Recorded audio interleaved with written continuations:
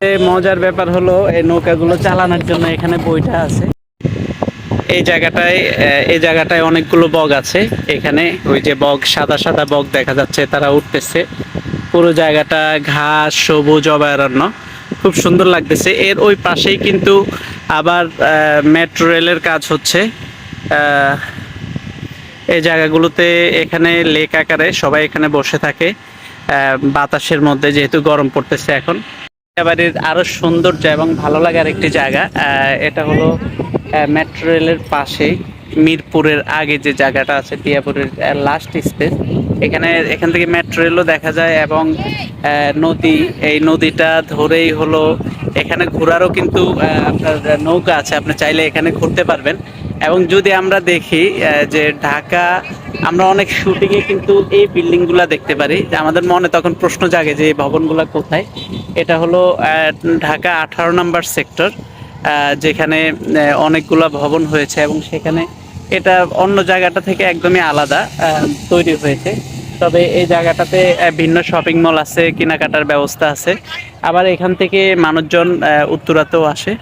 তো এখানের দৃশ্যগুলো খুবই সুন্দর, আপনাদের সাথে শেয়ার করলাম উত্তরার আরেকটি সুন্দর স্পট।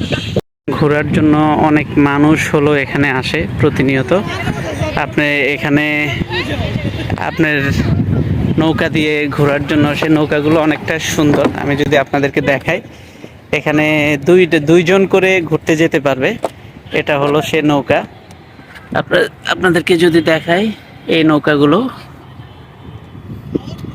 অনেকটা সুন্দর। মজার ব্যাপার হলো এই নৌকাগুলো চালানোর জন্য এখানে বইটা আছে। এই বইটাগুলো দিয়ে নৌকাগুলো এখানে চড়ে। এবং যারা যারা আসলে এই নৌকা চালানো এত সহজ না, যারা প্র্যাকটিক্যালি এখানে চালাইতে পারে, তারাই মূলত চললে বিপদ হবে না, তারাই মূলত চলতে পারবে এই জায়গাগুলোতে। আপনার পুরো দৃশ্যটা অনেক চমৎকার একটা দৃশ্য। শহরের মধ্যে এরকম পরিবেশ পাওয়া আসলে খুবই কঠিন। ঢাকা ব্যস্ত নগরী, যখন মানুষ ব্যস্ত হয়ে পড়ে, ক্লান্ত হয়ে পড়ে, তখন একটু প্রাকৃতির মাঝে ছুটে যেতে ইচ্ছে করে। ঠিক একটু ছোট্ট প্রাকৃতি এখানে পাওয়া যাবে বিজিএমইর ঠিক পাশে যে জায়গাটা, এই জায়গাটাতে এত সুন্দর একটা পরিবেশ। তবে এইরকম এই জায়গাগুলো একদম নিরিবিলি জায়গা। এই জায়গাগুলোতে আপনি একা ঘুরতে না আসাটাই বেটার। আপনি যখন এই জায়গাগুলোতে ঘুরতে আসবেন, অবশ্যই আপনার ফ্রেন্ড সার্কেল বা বন্ধুবান্ধব অনেকজন মিলে আসবেন। কারণ হলো যেহেতু নিরিবিলি জায়গা, এই জায়গাগুলোতে একা ঘুরতে আসলে আপনার যে কোনো ধরনের সমস্যা হতে পারে। এজন্য আমি সাজেস্ট করব যে এখানে একা ঘুরতে না আসা, আপনার ফ্রেন্ড সার্কেল অথবা অনেকে মিলে এখানে ঘুরতে আসবেন, ভিজিট করতে আসবেন।